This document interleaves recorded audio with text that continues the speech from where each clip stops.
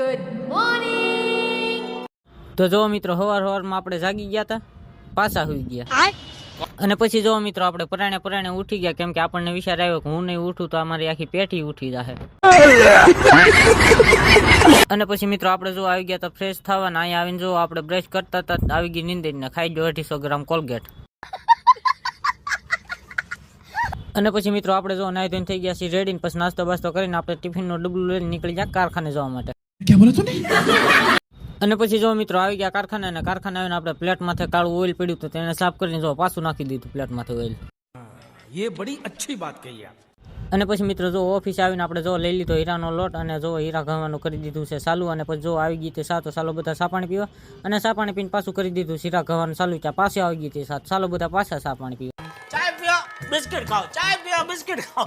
અને પછી જો મિત્રો આપણે 12:30 વાગ્યા હતા, પડી ગયો તો લંચ. એટલે આપણે જો કરી દીધો છે હીરાનો લોટ જમા. અને પછી બેસી ગયા હતા બધા જમવા. તો ચાલો બધા જમવા. અને જમીન મિત્રો વાગ્યા હતા બેન, આપણે કારખાનું થઈ ગયું હતું પાછું ચાલુ. એટલે આપણે જો લઈ લીધો હીરાનો લોટ ને પાછું કરી દીધું છે હીરા ઘવાનું ચાલુ.